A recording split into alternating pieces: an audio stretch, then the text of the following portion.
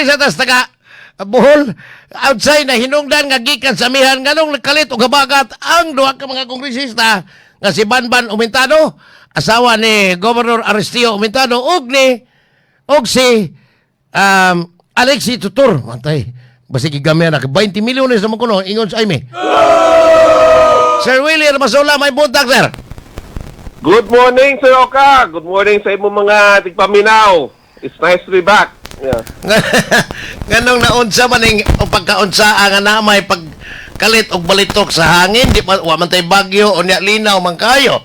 Silang Congresswoman Banban Umentado og si Congresswoman Alexi Tutor. Yes, sir. Unsay nakita nimo ani Sir Willie? Well, sir. Ang ako ang pasultihan na is basin og katubagong ilahang kuan, ilahang experience last time, traumatic do para nila nga gi criticize, murag gid sila o gi-condemn gid sa mga katawhan ba katong ilang pagpirma. Yeah, sa una ha, katong una. Katong naisin. I think it will be very damaging sa ilahang career kung ilatong utruhon. Nung murag gito sila o gilabhan, basta gisawsawan. Tanan yung klaseng kuhan. Kung nga, nakadoon na magod ang 2028 next year, ting file na o kuhan. So I think, dako gitong kuhan, ay trauma para nila o pasin og gitambagan sila nga ayaw na gito ha og pahubot sila pud ba no og kanang imong gisulting gamay-gamay ra ang hatag ora magud og wa koy kwata karon wa kay budget wa kay murag mo ako pagsabot di ba ka ni tungod kay nang lusap sa unas tos kwenta to karon us-us na noon nga impresionary magani. Ang 200 nahimo na malang 20 di ba kan amoy rason.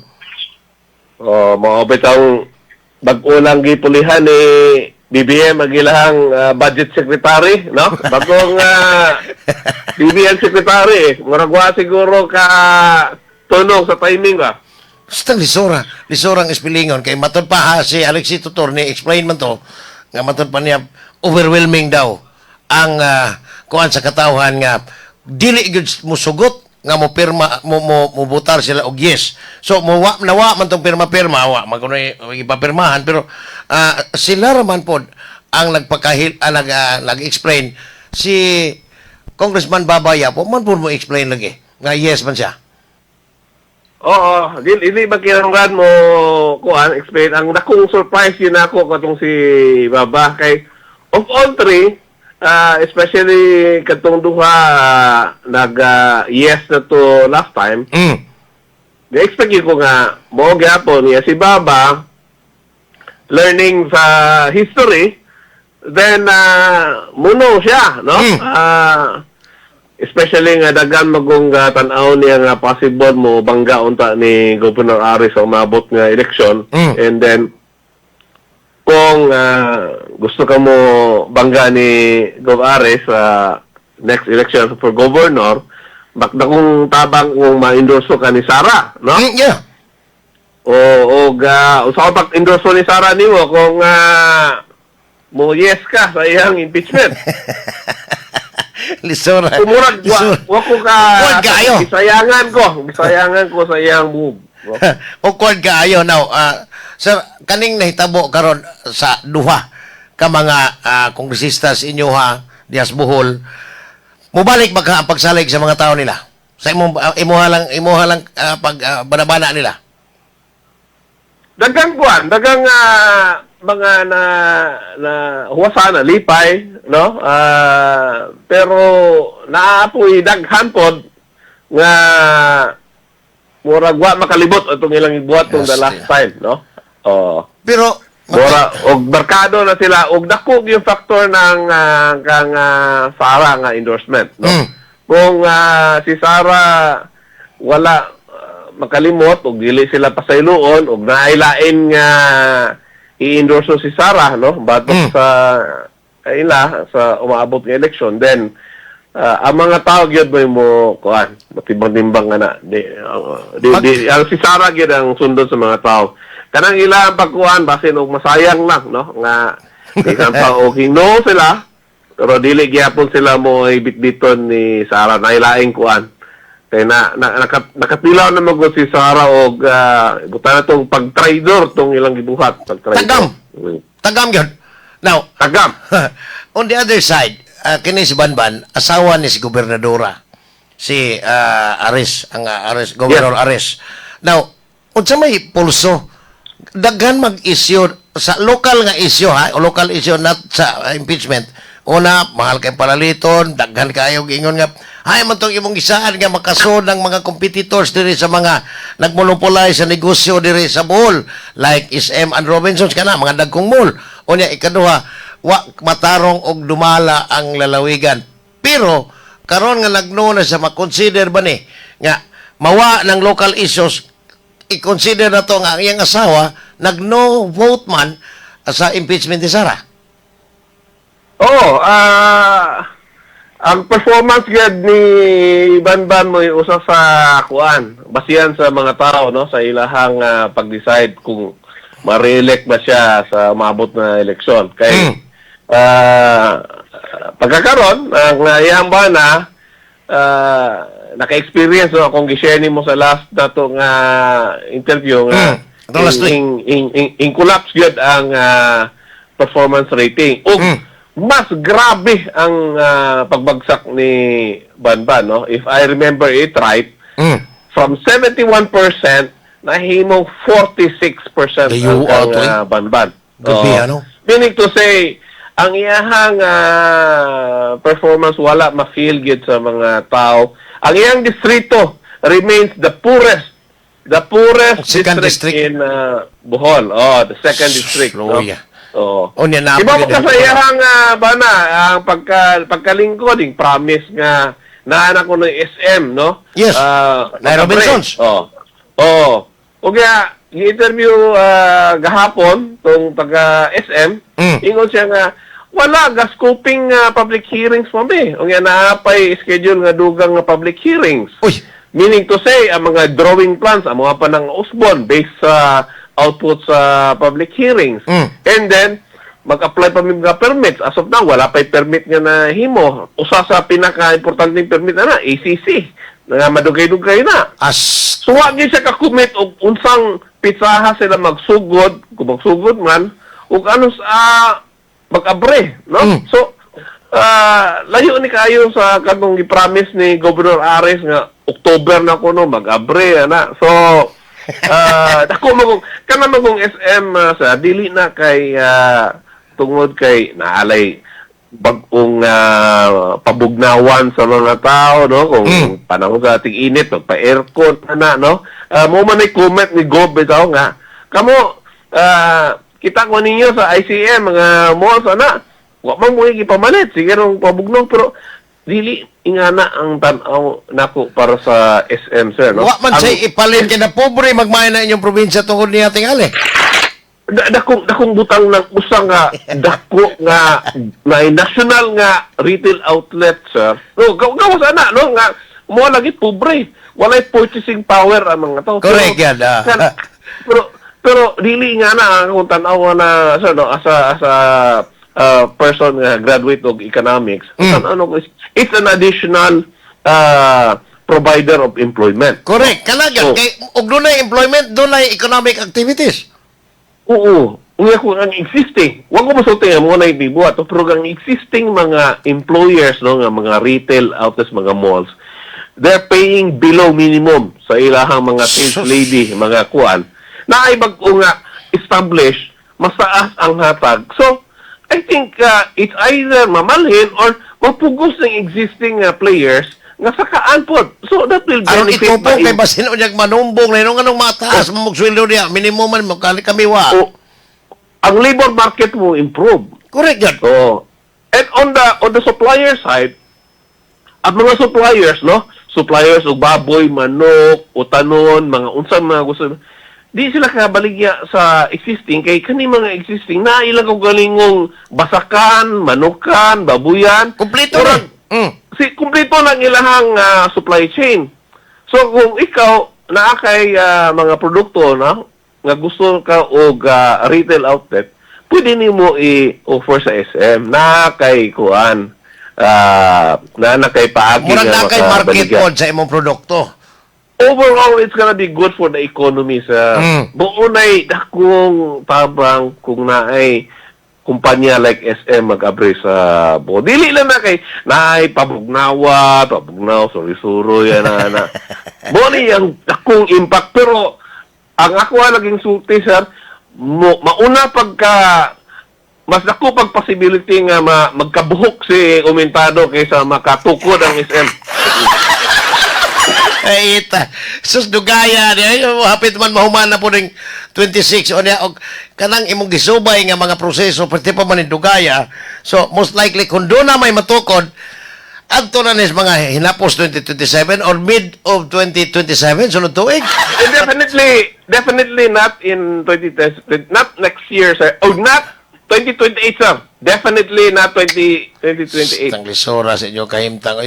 Imposible, sir. Bisan pa og magpusaanay mi ni Gob, sir. Dili 2028. Kastang paita. Kaya ako na, for 5 years, di ako sa Bohol na destino, kanang second district, tinuon na mong ingon, patitang pagkapobrihan ng lugar, is tinuon lang, from Ubay all the way to kaning Inabanga, sus, lisurag kahimtang na dihan dapita.